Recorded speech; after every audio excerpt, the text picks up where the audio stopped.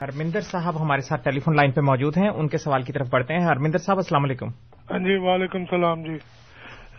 میرے کو ایک آیات ہے جی تواڈے قرآن دے وچوں ہی ہے، پارہ 1 البقر 2 تے آیات ہے 130 تے پیج نمبر 46 تے ہے، قرآن مجید قادیاں تو ہی پرکاشت ہوئی ہے جی۔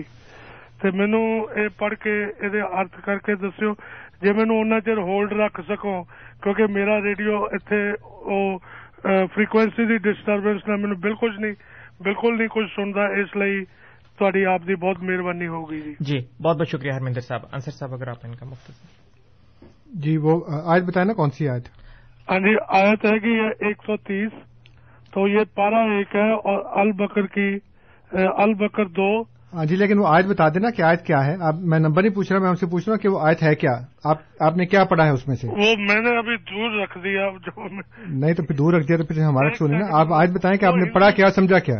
ایک منٹ، وہ ہندی میں ہے جی لکھا ہوا۔ کوئی بات نہیں، ہندی میں بتا دیں، مجھے ہندی سمجھ آتی ہے۔ یہ گلاسز وغیرہ لگا کر ایک سیکنڈ کی بات اب میں نے اوکے اس میں ایسے لکھا ہے، اور ہے ہمارے رب، ہماری یہ بھی پرارتھنا ہے کہ تو انہی میں سے ایک ایسے رسول کا پرادھوبھاو کر جو انہیں تیری آیات پڑھ کر سنائے جی ٹھیک ہے، اور انہیں کتاب اور حکمت سکھائے جی اور پوتر کرے۔ جی ٹھیک ہے، نسندیہ جی تو ہی غالب اور حکمت والا ہے۔ کیونکہ جب آپ یہ دوسری باتیں شروع ہو جاتی ہیں کہ اللہ تعالیٰ کا ایک بیٹا، کوئی بیٹا ہے یا کوئی سیوک ہے یا نہیں، تو کنفیوژن پیدا ہو جاتی ہے۔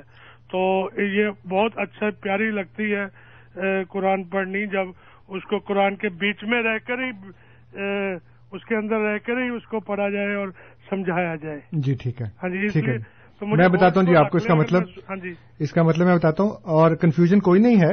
جب ہم یہ کہتے ہیں کہ اللہ تعالیٰ کا کوئی بیٹا نہیں ہے تو وہ کنفیوژن دور کرتے ہیں، جب کہتے ہیں کہ خدا کا بیٹا ہے تو پھر کنفیوژن ہوتی ہے۔ تو آپ کیوں کہتے ہیں؟ جب ہے ہی نہیں ہے تو پھر کیوں کہتے ہیں؟ نہیں میں وہی تو کہہ رہا ہوں کہ جو لوگ کہتے ہیں کہ خدا کا بیٹا ہے، کہنے دو وہ کون ہے، وہ دیکھیں جی ہم یہاں پہ ڈبیٹ نہیں کر رہے، آپ نے سوال کیا ہے اور آپ نے کہا تھا ہولڈ پہ رکھیں، تو میں آپ کو جواب دے رہا ہوں، آپ بیچ میں نہ بولیں۔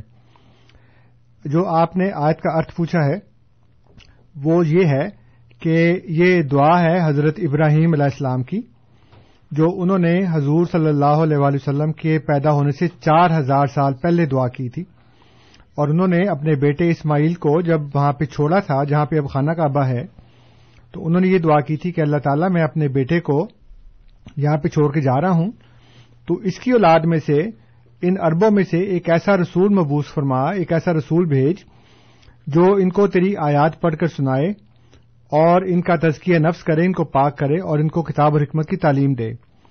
تو یہ جو دعا تھی یہ حضرت محمد صلی اللہ علیہ وآلہ وسلم کی شکل میں، ان کی ذات میں پوری ہو گئی۔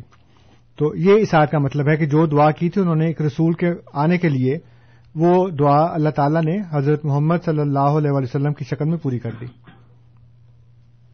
جی بہت بہت شکریہ انصر صاحب۔